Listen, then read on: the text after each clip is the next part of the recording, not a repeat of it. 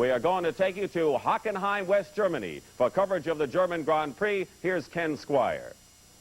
Well, thank you, Dick Stockton, and welcome to our satellite coverage of the German Grand Prix from the notorious 4-mile Hockenheim course. The man on the pole for today's race is the current #1 driver in the world, Alan Jones of Australia. He put Williams there at a record-breaking pace, smashing Jean-Pierre Jabouille's old record by 3 seconds, averaging over 140 miles per hour on this course. And you must remember, this is a little different than most Grand Prix courses. It's a little like an Indianapolis or a Daytona with a few very tight kinks thrown in. We'll take a look at that later. Right now, let's go to the pit area. Here's one of Britain's top journalists, Barry Gill. Well, thank you, Ken. We've reached round 9 of the 14-race World Series. And this must surely be the pivotal Grand Prix. The championship stands at the crossroads, and the man who's the favourite to take the freeway to the title must surely be the Australian Alan Jones. He's arrived here at Hockenheim seeking his 3rd successive Grand Prix victory, or 4 if you count the disputed Spanish Grand Prix. He's come a long way since he scored his first Grand Prix win for the Williams team here at Hockenheim last year. But there are still men who can overtake him, notably Nelson Piquet, who drives this car, the Brabham #5. The brilliant Brazilian whom we saw win at Long Beach is only 6 points behind Jones. And then there are the Frenchmen, Arnoux and Pironi, just 14 points behind. But they've got to make their mark here at Hockenheim if they're going to stop Jones becoming the first Australian to take the title since Jack Brabham way back in 1966. But perhaps the circuit holds a challenge of its own. It's fast, it's dangerous, it's demanding. It's a car breaker. Let's have a look at the circuit with you, Ken Squire. All right, Barry, the course here at Hockenheim is 4.2 miles, and it is a most unusual course. The Hockenheim course is a course of long straightaways and some very tight corners, and one of the fastest corners known in Grand Prix racing. Out of the stadium area, before some 70,000 people, the 24 racers dive down into a 90-degree right-hander, described for us by the defending world champion, Jody Scheckter. You go into there, changing down from 4th to 3rd gear, going in, I'd say, around about 120 miles an hour, and carrying on into 5th gear to reach your ultimate speed of 180 miles an hour. Thence it is a 160-mile-per-hour charge into the Bavarian forest, and there lies the first of the artificial chicanes. One has to be very careful here. The curbs are high. You can bounce off one side and right into the barriers. Then out of that chicane, it is into the fastest part of the course. You sweep down toward the most dangerous curve of all. It is the same turn that claimed the life of Jimmy Clark 12 years ago. The same corner that 10 days ago took the life of Pat Depailler. Two-time world champion Emerson Fittipaldi describes the famed, foreboding Ost curve. Then the long corner, the fast corner. I think we are going to take flat, or nearly flat, in top gear. And that's nearly top speed. And it's very, very hard corner because halfway through the corner there is some bump. And you just let the back end of the car to slide a bit, just a little slide, and come out flat out. Out of that 160-mile-per-hour Ost curve, it is down to another artificial chicane, slowing the cars down to a mere 70 miles per hour. And then you drive headlong into the stadium portion. And to describe the stadium part of the Hockenheim ring, the 1978 world champion Mario Andretti. Well, just as you entered the stadium, you entered that in 3rd, and you go Max Revs in 3rd. The next left-hand hairpin is 2nd, and 2nd, 3rd quickly. And you more or less stay in 3rd right up to front of the pits. It's 3rd, 4th, and back to 3rd onto the straightaway. And chicanes are both in 3rd, and the loop at the end is flat in 5th. That straightaway at the start-finish line where the pits are located, where the cars are now being gridded for today's race. Mario Andretti will be starting 9th, an excellent starting position for this year's Lotus, the winner of 12 Grand Prix, the former world champion Andretti in 9th. And now let's take a look at the starting lineup for this August the 10th German Grand Prix. On the pole from Australia, Alan Jones, current #1 driver in the world. Flanking him in this car, number 27, will be Jean-Pierre Jabouille, the man who was on the pole a year ago in the twin-turbo Renault. Starting in the 3rd position is Jabouille's teammate, Rémi Arnoux, the other French driver on this great team, hoping for a good day today. Then starting fourth is Carlos Reutemann in his 138th Grand Prix performance. Reutemann. Next comes Jacques Laffite of France, winner of 3 Grand Prix, nearly the world champion a year ago, driving for the French team Ligier. Beside Jacques Laffite is the young Brazilian Nelson Piquet, winner of Long Beach, currently number 2 in the world. Let's take a look now at the entire starting grid. 24 cars to go to the line for 45 laps. There you see in the 10th position, Patrese. Keke Rosberg qualified the new Fittipaldi car in the 8th position. Excellent move for the Fittipaldi team. Emerson himself starts 12th. Gilles Villeneuve qualified one of the Ferraris in 16th position, and all that last year's world champion Jody Scheckter could do was 21st. Jan Lammers in the Ensign will start shotgun in the 24th position. One of England's greatest drivers, David Hobbs, will be joining us for the play-by-play call of the German Grand Prix coming up right after this. Dateline, Hockenheim, Germany, Sunday, August 10th, the World Championship German Grand Prix, just about set for the start. Here's David Hobbs. And there's Alan Jones on the pole. Revs right up now, foot trembling on the clutch, and he's making a very good start. Some smoke off the tyres there. The Renaults, too, making great starts. Look at that jostling for 4th and 5th position there. And there's Nelson Piquet slipping back out of the picture there on the right-hand side. I don't know what he's done, but whatever he's done, he did it wrong as they disappeared down that very fast straight into the first chicane. Piquet falling all the way back. He's now in 22nd, falling to 23rd position. He may be out of the race. No, the car is catching. He's staying in 23rd and continuing. And as they approach the first chicane, the front row is still side by side, but Jabouille just eases out Jones into second place as they go to there. Arnoux following him close, and right behind him, one of the Ligiers. So they stream out of that down towards that very, very fast curve at the far end of the circuit, the Oster curve, which is so dangerous and so fast. And there we see Jabouille still in the lead.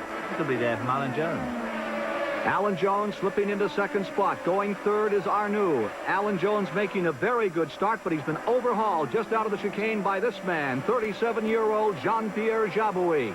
And the man who led the first lap a year ago and then crashed in the second lap, Jabouille now leads the 1980 German Grand Prix. And there you can see those cars jostling for positions. They scream down into the second chicane at tremendous speed. Jabouille still leads. They flick through that chicane. Jones second, Arnoux third, Laffite fourth. How fast in there, David? Well, they're going through the chicane at probably close to 100 miles an hour, and they were put in to slow these cars down.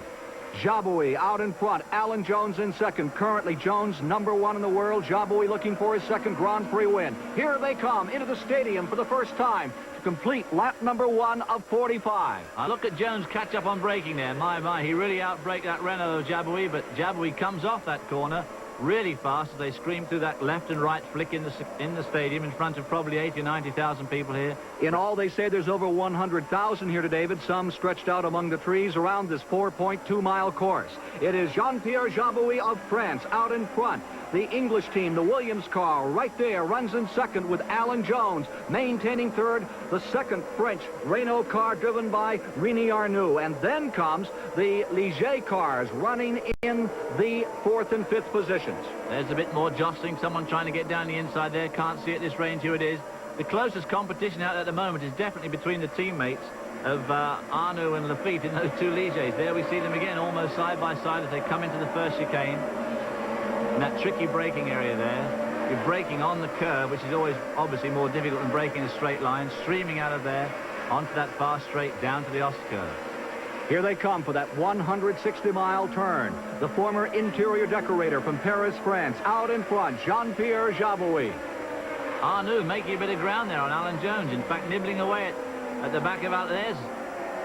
Jabouille using all the road and just a little bit more as he kicks up the dust on the exit from that extremely fast curve. The 1976 European Formula 2 champion through the second chicane.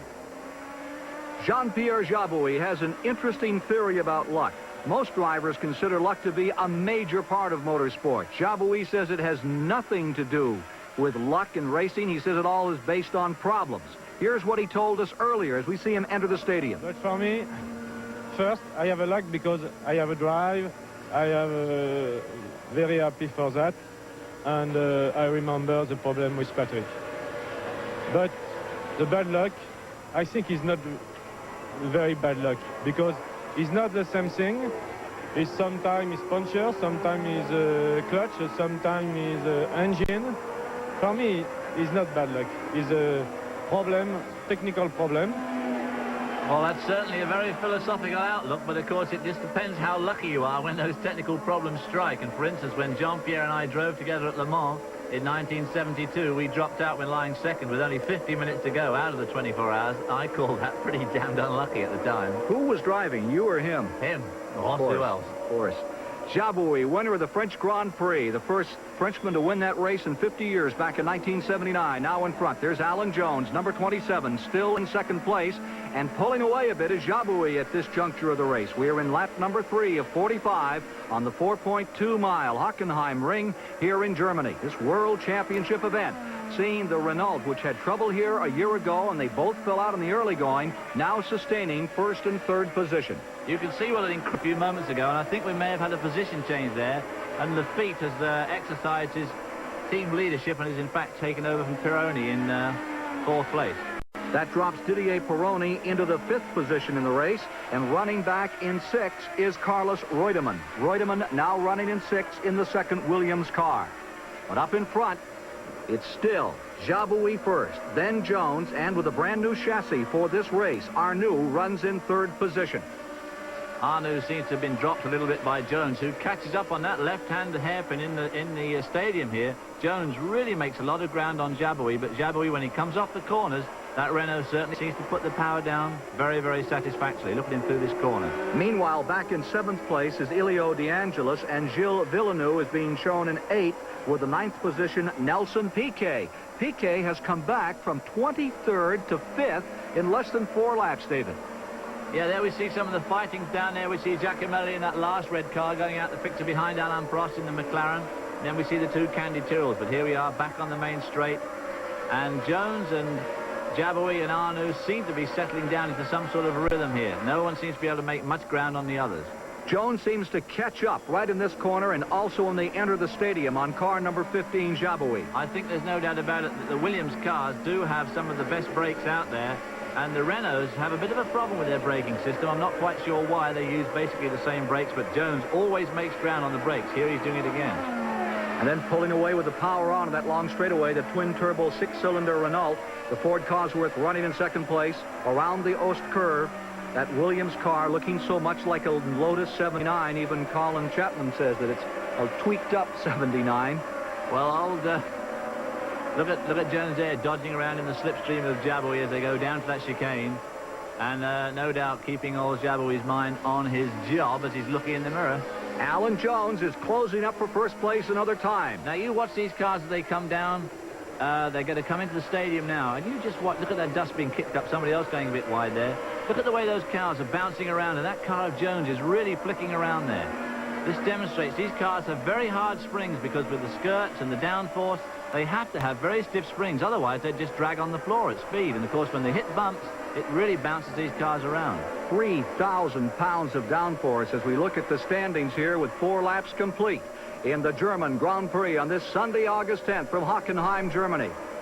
Leader is Jean-Pierre Jabouille of France. We'll be back with more of the German Grand Prix in a moment. In the pit area here at the German Grand Prix, you're watching Keke Rosberg, the young Finnish driver who's having trouble with the Fittipaldi car. The F8, which had qualified so well, came out of the 8th starting position on the grid. Well, I don't know what the trouble was. They had the rear wing off that car. I did see a lot of dust kicked up just a few moments ago. It may have been damage to the car, or it may be looking at the gearbox. Meanwhile, out here on the track, it is still the Renault with Jean-Pierre Jabouille out in front. Going in 2nd is Alan Jones, in 3rd is Rémi Arnoux. In the 4th position, Jacques Lafitte. Didier Pironi runs in 5th. In 6th position is the 2nd Williams car with Carlos Reutemann.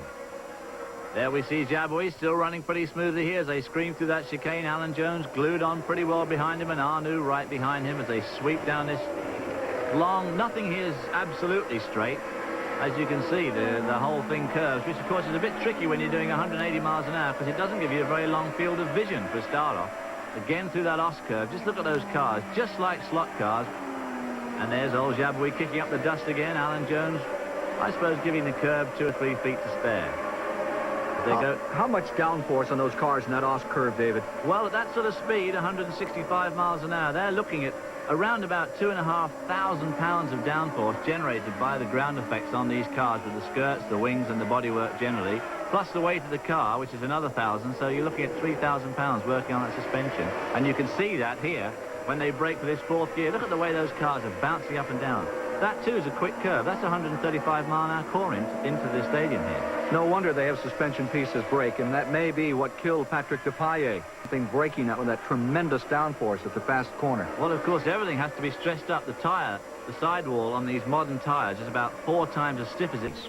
Earlier, I talked with Alan Jones about this race. Was this event to be the key to the season?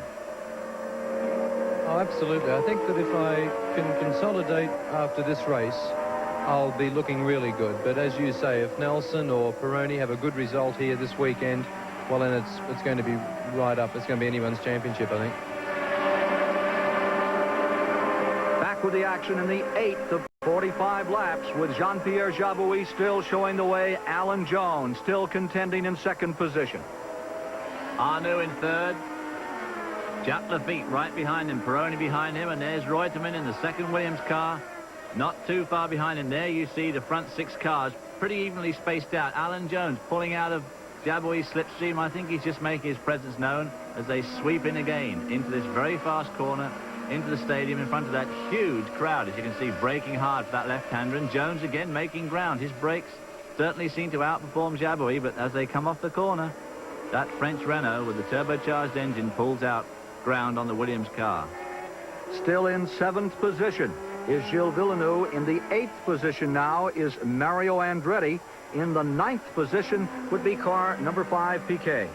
It's a funny thing, you know, on acceleration, the Renaults definitely seem to pull away. But as they go down this long straight, as you'll see when they get down to the chicane, Jones seems to have made a lot of that ground up. So maybe that Williams, in fact, at very high speed, has better penetration than the Renault. But the Renault definitely has more acceleration. In his 42nd Grand Prix, Jean-Pierre Jabouille seeking his 2nd World Championship victory. Here he is in front. Meanwhile, it's being reported that Mario Andretti has dropped back a couple of slots. He is now being shown in 10th position. Mario qualified pretty well this year. This race he qualified 9th, but he was still 3 seconds off the pace. And in fact, the race at that early stage looked set to divide into 2 halves, as it really has. First 8 cars were only covered by 2 seconds, and then the rest of the field were only covered by a second, but they were a fair way back. Funny sort of grid. Be interesting to know what Mario Andretti plans for 1981. This is the time of the year and they begin to talk about next season, wondering if Andretti will stay with Lotus. We understand that the 19-year-old protege of Alan Jones, the driver currently in 2nd place, Mike Thackwell from down in New Zealand, is definitely coming on the tour, and he'll be running for Team Brabham next year and will be seen at the U.S. Grand Prix at Watkins Glen as well as in Canada, David. Well, he's been a very, very bright young rising star on the Formula 2 scene this year in Europe. And as you say, he is only 19 and hasn't had much experience yet, but he's very, very fast, and I think he'll do well in Formula 1. Here is Jabouille staying out in front. No question but what the French teams will run with the same drivers again next year. Big question about Alain Prost as we watch Alan Jones in 2nd place. The rumor is he's going to Ferrari next year, and what will become of Team McLaren? Well, I think there's going to be a lot of changes next year. As we all know, of course, Jody Scheckter's retiring. Prost is supposed to be going to Ferrari. McLaren is going through a sticky period, there's no doubt about it. And, of course, obviously, we may even see them disappear right off the racing scene altogether. Obviously, it's to be hoped not, but it could happen. Sad to hear that Dan Gurney has left the American racing scene. He's here today at the German Grand Prix, but with the unsettled condition of things in championship car racing in the United States, the Dan Gurney Eagles fly no more. Here is Jabouille with that hair trigger acceleration out of the chicane and headed for the Ost curve. 2nd is Jones. And something just coming off the back tire of Jabouille's car. Well, it could be tire, or it could be some tire he's picked up off the track. Here he is into the Ost turn, the fast curve that took the life of Patrick Depailler. Earlier, on a lonely Ost turn, Barry Gill filed this report. These are the tracks left by Patrick Depailler's Alfa Romeo when a young French driver crashed and was killed here at Hockenheim 9 days ago, practicing for today's German Grand Prix. This is the Ost curve, just 2 miles from the main grandstand. It's one of the fastest corners in Grand Prix racing. Thanks to the wide tyres and the ground effect skirts, it can now be taken at 150 miles an hour. But Depay went straight on. Perhaps something broke in the suspension. These marks would seem to indicate so. But he went straight on. There were no catch fences there, no tyres there, and he went along the guardrail and was dead by the time the rescuers reached him. Is it any wonder, therefore, that the teams and the drivers are worried about safety? The speeds are so high now. This corner used to be a braking corner, a fourth gear corner. Now it's fifth gear, and the cars whip round like people at the end of a rope. Gilles Villeneuve said this morning that all corners will now be straights apart from the hairpins. That's the advance in technology. And so the constructors have asked for changes in the rules, to go back perhaps to the narrow-treaded tyres like the ones we use on our road cars. One tyre manufacturer seems to agree, another one doesn't. The sport has until September the 30th to put a safety package together to slow the cars, to make life safer for the drivers. If that happens, then perhaps Patrick Depailler will not have died in vain. Well, if they slow the cars down, it'll certainly make it more interesting for the spectators as well, although there's a tremendous divergence of opinion on how these things should be achieved. There you see the current standings at the moment. Gill and David Hobbs alongside. We're watching as Alan Jones is now out in front. A surprise earlier here. Well, Jean-Pierre Jabouille may disagree, but it's a stroke of luck for Alan Jones, who's now leading the race. But here we are on lap 37, and there we see Derek Daly swerving onto the grass on the straight as he lets Reutemann, car number 28, pass. Reutemann desperately trying to take second place away from Jacques Lafitte, who is now second to Alan Jones. And there we see Reutemann mixed up in this race. These guys are all racing together. In replay, look what happened to Jean-Pierre Jabouille in the 27th lap. The engine begins to falter, and Jean-Pierre Jabouille, falling back, gives the lead to Alan Jones. He is able to coast into the pits. Jabouille, out 1 year ago, KO'd again this year. And at almost the same moment that he pulled into the pits, car number 16, his teammate, Rini Arnoux, also broke down and retired from the event. Another retiree, Didier Pironi, who early in the race ran in 4th position with the French Ligier car.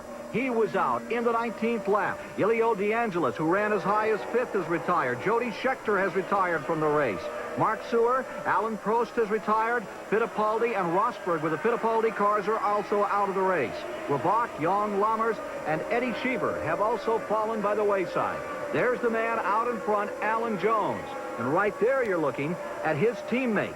That is Carlos Reutemann, who is currently running in 3rd position. As matters stand, the leader is Alan Jones. In 2nd place is Jacques Lafitte. And running 3rd in that white car is Carlos Reutemann. And David Hobbs, it looks to me like Riccardo Patrese, just in front of him in one of the Arrows car, is giving Reutemann a tussle. Well, it's one of those difficult times in racing because Patrese, Derek Daly and Mark Scherer in the yellow car number 9 are all racing for positions, albeit minor positions as far as Reutemann's concerned, but of course it's a position for them. And Reutemann is having his work cut out to get round Patrese, who of course is lapping pretty fast. There we see them going through that Oster curve, the fastest curve on the track. Patrese using up all the road. Reutemann now slipstreaming down into the chicane. He'll probably make an attempt here. There he is pulling out of the slipstream. It's difficult to tell from this angle whether he's going to be able to make it this time. No, indeed. No, you see, and that's going to knock quite a bit of time off him. Now, Reutemann, of course, obviously wants to get by that guy, because once he's through, he'll pick up quite a bit of time, and he really needs to get by to make some time off on Lafitte, who's now running about 6 seconds in front of him. When they come by this time, as Carlos Reutemann gets around Riccardo Patrese, they will have completed 39 laps, and they will be in the very last part of the race, 45 laps in the event. This will bring them up to 153 miles complete in the German Grand Prix here at Hockenheim on this Sunday afternoon, August 10th, under perfect weather. Well, there you see, as soon as old Reutemann got by, he just absolutely pulled away with no trouble at all. In the pits, Barry Gill is standing by with the team manager for Team Williams, Frank Williams himself. Frank Williams, we're back at Hockenheim where Alan scored his first win for you last year. What is it about this circuit suits your cars? Alan Jones. Is this one of his favourite circuits, then? Oh, he likes the circuit very much, but in fact, to be serious, our car is particularly suited to a high-speed circuit. And you're confident about this race, then? It's all about reliability. The most reliable car. There are about 5 cars as quick as us. And you've got to finish the race. Thanks for talking to us. Back to you, Ken. That certainly is the key at this juncture. As those tires begin to wear down, those engines continue to heat up. We're watching Carlos Reutemann in his effort to close ground on the second-place man, Jacques Laffite, who looks to be in for his best finish of the season right now, or at least it equals his performance in South Africa earlier this year. His other performance in the top positions, third in France, just 2 races back. Well, of course, one of the strong points of the Williams team this year has been reliability. And obviously, as Roger Penske once said, to finish first, you must first finish. And so far, they've had a pretty good finishing record, winning 9 out of the last 15 Grand Prix. Well, here you see Carlos Reutemann, who won the German Grand Prix in 1975, at that time for Brabham, now running in 3rd position and trying to gather up a little ground to make it a dice at the finish. The man who nearly won the German Grand Prix in 1967, winner of 4 Grand Prix in his career, Dan Gurney in the pits. What do you think of Formula One? Very interesting technically. I'm anxious to see the race. It's hard to tell whether I can see what the drivers are doing or not. But, they're very interesting and are changing all the time. Ready to climb in and go back out there again? Well, I have to lose a little bit. I think it'd be a good track for a Grand National stock car.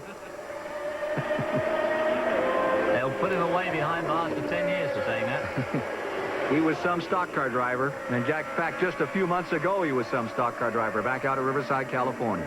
One of the greats, Dan Gurney. Here is the Williams team continuing to dominate the German Grand Prix today, with Alan Jones running in 1st, and back in 3rd spot, Carlos Reutemann sandwiched in between them. As you watch Reutemann in 3rd, the smoke pouring off that car. In the 2nd position is Jacques Laffite. Here's Alan Jones braking for the turn. And his left front tire's going down. You can see the smoke came out of it. You can see the tire change its shape there. Just keep your eye on it here, and it locks up badly. That left front tire is completely deflated as he comes into the stadium area. Alan Jones in trouble. The man who won the British Grand Prix when Jacques Laffite had a tire problem is trying to get back to the pit area. He's here in the stadium part of the Hockenheim ring. Let's see if he can get back in. You can see that tire just about coming apart now, David. Well, the tire's gone down, but it hasn't gone right down. As you can see, the rim's not on the floor yet, so he's had a stroke of luck there. And again, talking about luck, he was very lucky that that tire didn't go down going around that Oster curve, because all the weight was on it. Look at it, completely flat now. Going out in front as the Jacks come out on car number 27. Jacques Laffite, 1st place. Going into 2nd, Carlos Reutemann. Alan Jones in a real hurry to get out of here. Well, one of the strengths of the Jones team is in their pit work. And there they go. In less than 20 seconds, they change both front tires on that car, and he's away to rejoin the fray, screaming out of the pits, dropping in there behind. I think that's Mark Shearer. And he is running 3rd overall in the field. John Watson retiring. The McLaren out. And there's your leader, Jacques Laffite, here today in the German Grand Prix. New STP foaming engine degreaser. Ring, this man, Jacques Laffite, is out in front. Laffite, who lost the British Grand Prix just weeks ago when he had a tire go down late in the race, has now seen his major adversary, Alan Jones, have the same problem in the waning moments of today's World Championship race. It's put Laffite in 1st, Carlos Reutemann in 2nd, and here's the man currently running in 3rd position, Alan Jones. Well, they did a tremendous job in his pits. He was in there for less than 20 seconds to change both front tires, and that brought Alan Jones out safely in 3rd spot, still in front of his closest adversary in the World Championship standings this year, Nelson Piquet, who's now running 4th. Final laps.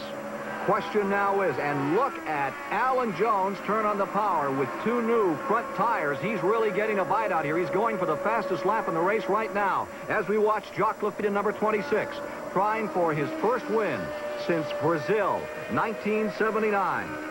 Well, the Ligiers of Jacques Laffite and Didier Pironi have had a bit of bad luck this year, actually. They've always been right up there in the front 2 rows. And as you say, Didier Pironi won the Belgian Grand Prix earlier on this year, but that's the only victory they've had. And they've gone consistently well, but they've just been sidelined by a lot of niggling little trouble. In our same-day satellite coverage here on the CBS Sports Spectacular, Jacques Laffite, who last year finished 3rd in this event. is now commanding the event after starting in 5th place. Lafitte in first.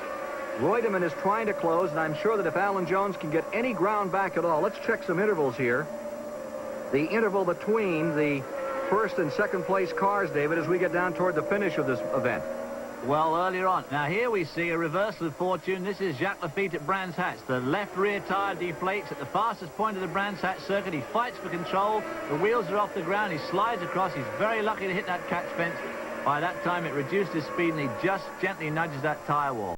And that just shows how fortunes can change. But here we see him today in the lead, safely in the lead. And, of course, Alan Jones, a lot luckier than Lafitte was at Brands Hatch, because at least Jones is still running in 3rd spot. Look at Lafitte, though. He's not giving up. He's using every inch of road. Of course, he's had a bit of a lucky break. Earlier on, we saw Reutemann struggling through that racing group of 4 cars, 3 of the cars further back down the field. And, of course, that gave Lafitte a bit of a break, and he's managing to hold on to that lead.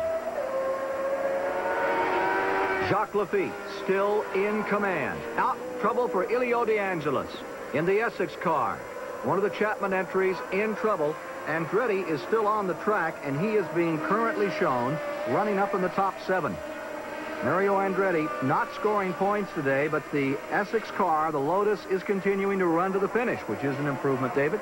Well, it certainly is for Mario. He hasn't scored many points this year, and he'd sure like to score some here today. He qualified 9th, and he was running 7th earlier on, but he does keep slipping back out of that point slot. You've got to be in the top 6 to get a point. Lafitte and Reutemann coming through the stadium. Lafitte going past the start-finish line for his last lap, starting his last lap. Well, he's on his last lap right now. Carlos Reutemann running in 2nd place.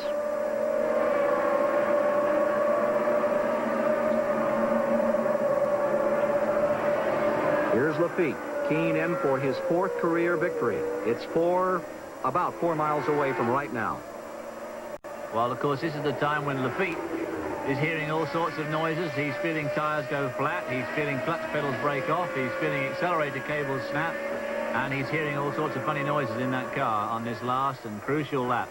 This is the one that counts. You can lead as many laps as you like, but unless you lead the last one, all the others are of no avail. To the Ost curve, we must give credit today, although we haven't seen him in our German coverage of the event, to Nelson Piquet, who dropped all the way back to 23rd and has fought his way up to 4th position, and to Bruno Giacomelli in the Alfa Romeo, who is currently shown in 5th position, car number 23, the Alfa team, coming back from the tragedy of a few days ago here to have a team up in the points at the end of the race. Well, of course, Bruno's done tremendously well because he qualified 19th. He was 4 seconds off the pace, but he struggled away all day, and he's kept going while others have fallen by the wayside, and he is, in fact, as you say, in 5th place. Back into the stadium for the final time. Jacques Lafitte is out in front. The French blue and white colors about to win this round of the World Championship of Automobile Racing. Jacques Lafitte comes down through those final series of twisting corners. Here he is coming up to take the checkered flag, and the win in today's German Grand Prix belongs to France's Ligier, Jacques Lafitte.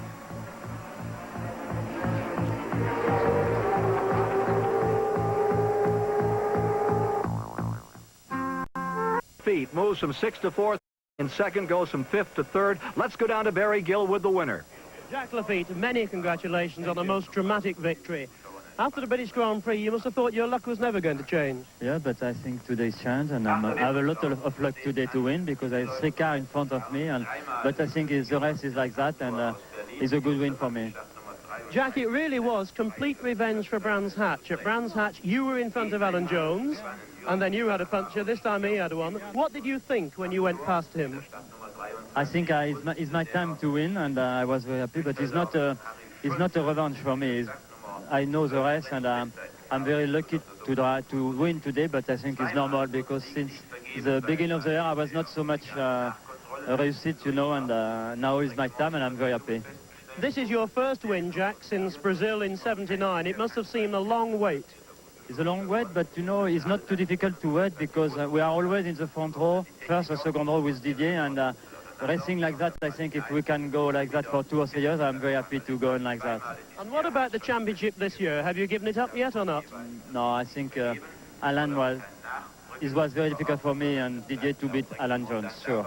We try, because we don't know, but sometimes we can win, but I think it's very difficult. Well, we know you will try. Thanks for talking to us, Jack, and congratulations. Thank you very much.